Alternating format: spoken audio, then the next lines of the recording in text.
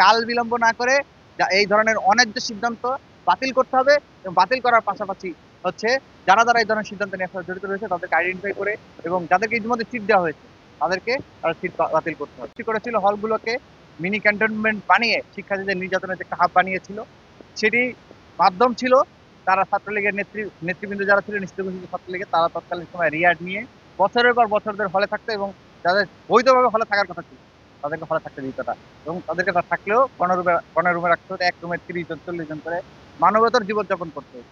এইভাবে তাদের নির্যাতন করে আধুনিক দাস প্রথা সৃষ্টি করেছে। সেই পদ্ধতিটা ছিল তারা রিয়াড নিত, বছরের পর বছর ধরে হলে থাকতো। এর মধ্যে আপনার আদৌ সাদ্দামের কথা জানেন, আদৌ ভাই সাদ্দাম, তিনি বছরের পর বছর ধরে হলে থেকেছেন রিয়াড নেওয়ার মাধ্যমে। অথচ বিশ্ববিদ্যালয়ের নিয়ম হচ্ছে যে অনিয়মিত কোনো শিক্ষার্থী হলে থাকতে পারবে না, সেটা হচ্ছে বিশ্ববিদ্যালয়ের বৈধ নিয়ম, যেহেতু আমাদের হলে সিট সংকট রয়েছে। এই পর্যায়ে আমরা দেখতে পাচ্ছি 24-এর ছাত্র জনতার গণ অভ্যুত্থানের পর যে চেঞ্জ আসার কথা ছিল যে প্রতিটা শিক্ষার্থী তার মেধার ভিত্তিতে এবং নিয়মিত শিক্ষার্থীরা সিট পাবে এবং এর বাইরে যারা অনিয়মিত তাদের তাদের বিশ্ববিদ্যালয়ে সিট পাওয়ার মতো সুযোগ থাকবে না।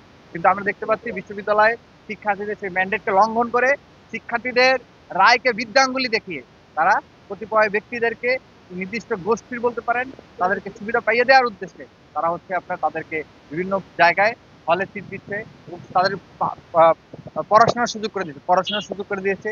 এ ব্যাপারে আমাদের কোনো দ্বিমত নাই। তাদেরকে আমরা মনে করি তারা যদি জুলুম নির্যাতনের কারণে পড়াশোনার সুযোগ থেকে বঞ্চিত হয়ে থাকে তাদেরকে অবশ্যই পড়াশোনার সুযোগ দিতে হবে।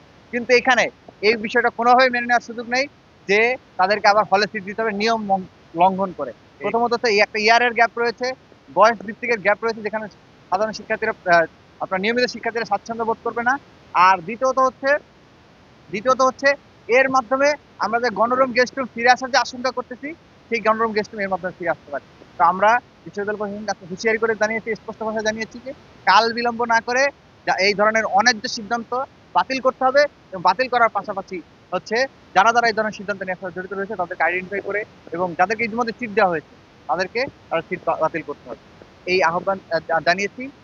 বিশ্ববিদ্যালয়ের উপাচার্য এই ব্যাপারে প্রয়োজনীয় পদক্ষেপ গ্রহণ করবেন বলে আমাদের আশ্বাস দিয়েছেন। আশা করি এই বিষয়ে দ্রুত সমাধান হবে। যদি না হয় তাহলে আমরা পরবর্তী পদক্ষেপ সম্মিলিতকারীদেরকে নিয়ে আমরা ঘোষণা করবো এবং আমরা সম্মিলিত আন্দোলন করতে পারবো। সবাইকে ধন্যবাদ।